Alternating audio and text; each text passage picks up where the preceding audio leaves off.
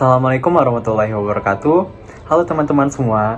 Perkenalkan, nama saya Muhammad Alfa Eruda dengan NIM 230513800294. Pada kesempatan kali ini, saya akan menjelaskan sedikit materi tentang perilaku ekonomi dalam perspektif Islam. Berikut adalah penjelasannya.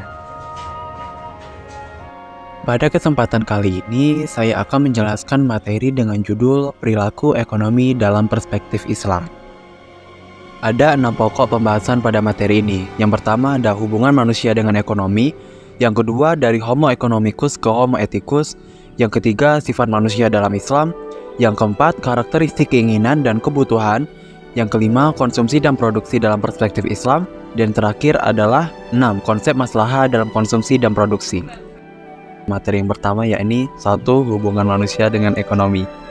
Dalam literatur ekonomi konvensional, ilmu ekonomi diartikan sebagai kajian tentang perilaku manusia dalam konteks mikro dan masyarakat dalam konteks makro dalam memilih cara menggunakan sumber daya langka dan memiliki beberapa alternatif penggunaan dalam rangka memproduksi berbagai komoditas untuk disalurkan, baik saat sekarang ataupun masa yang akan datang disalurkan kepada individu dan kelompok dalam suatu masyarakat.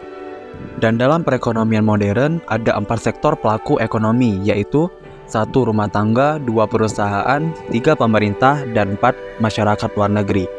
Dalam ekonomi Islam, manusia tetap dipandang sebagai faktor utama dalam produksi, walau mesin sudah bisa menggantikan tenaga manusia, karena pada dasarnya mesin itu sendiri diciptakan oleh manusia. 2. Dari Homo economicus ke Homo ethicus. Salah satu asumsi yang sangat penting dalam ekonomi klasik dan neoklasik adalah konsep Homo economicus, atau disebut juga dengan economic man. Salah satu orang yang mengenalkan ide economic man adalah John S. Istilah Homo economicus sendiri diartikan sebagai seperangkat sifat dan perilaku tertentu yang dikaitkan dengan tindakan seseorang dalam berbagai kegiatan ekonomi. Dalam ekonomi konvensional, para ekonomi berasumsi bahwa perilaku individu dikendalikan oleh rasionalitas sehingga syarat dengan kepentingan pribadi dan hanya berpikir untuk dirinya sendiri atau selfish individual. Tahukah kalian, sifat-sifat manusia dalam pandangan Islam meliputi kemampuan untuk berpikir, menciptakan, beriman, dan bertakwa serta memiliki keterbatasan indera dan mengalami kematian. Allah telah menetapkan tempat tinggal bagi manusia yaitu di bumi. Dalam kehidupannya, manusia menjalin hubungan dengan Allah dan makhluk ciptaannya. 3. Sifat manusia dalam Islam. Dalam perspektif Islam, terdapat prinsip-prinsip ekonomi yang mengatur perilaku manusia dalam hal keuangan dan ekonomi. Beberapa sifat ekonomi manusia menurut Islam antara lain adalah 1. Keadilan, 2. Zakat dan infak, 3. Larangan riba atau bunga, 4. Larangan maisir dan gharar, 5. Kerja keras dan etika kerja, dan 6. Kepemilikannya yang bertanggung jawab. Secara harfiah, ada perbedaan mendasar antara kebutuhan dengan keinginan. Misalnya, dalam kehidupan sehari-hari, tidak jarang kita menemukan sesuatu barang yang diperlukan, tetapi barang tersebut sebenarnya tidak dibutuhkan, tetapi kita menginginkannya saja.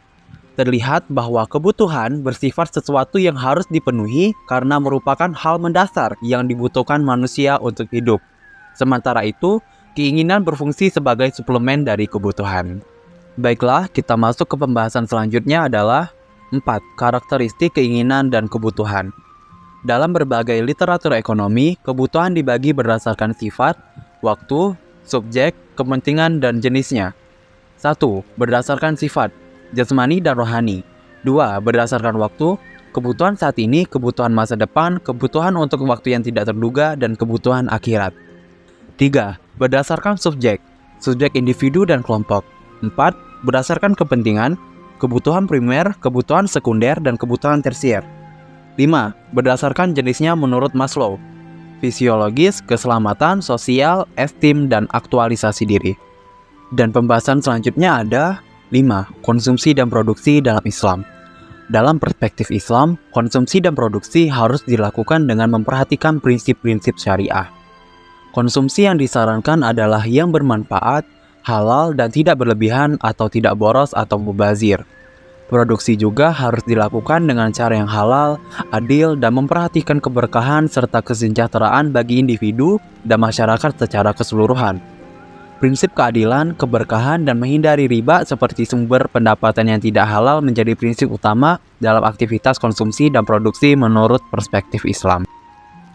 Dan kita telah sampai kepada pembahasan terakhir, yakni 6. Konsep maslahah dalam konsumsi dan produksi. Konsep maslahah dalam konsumsi dan produksi adalah konsep yang berasal dari ajaran Islam. Maslahah mengacu pada prinsip-prinsip kebaikan, kesejahteraan, dan manfaat bagi individu dan masyarakat dalam konteks ekonomi. Dalam konsumsi, konsep maslahah mengajarkan bahwa konsumen harus memilih barang dan jasa yang memberikan manfaat dan kesejahteraan, serta menghindari yang merugikan diri sendiri atau masyarakat. Dalam produksi, konsep maslahah mengacu pada prinsip-prinsip etika yang mengharuskan produsen untuk memproduksi barang dan jasa yang bermanfaat dan tidak merugikan masyarakat. Ini mencakup menghindari praktik bisnis yang merugikan lingkungan, menghasilkan produk yang berkualitas, serta memberikan manfaat sosial. Sekian penjelasan materi tentang perilaku ekonomi dalam perspektif Islam. Maaf jika ada kesalahan tentang penyampaian dari materi saya. Kritik dan saran sangat terbuka di kolom komentar agar materi bisa dijelaskan dengan baik lagi ke depannya. Sekian dari saya. Wassalamualaikum warahmatullahi wabarakatuh. Sampai jumpa.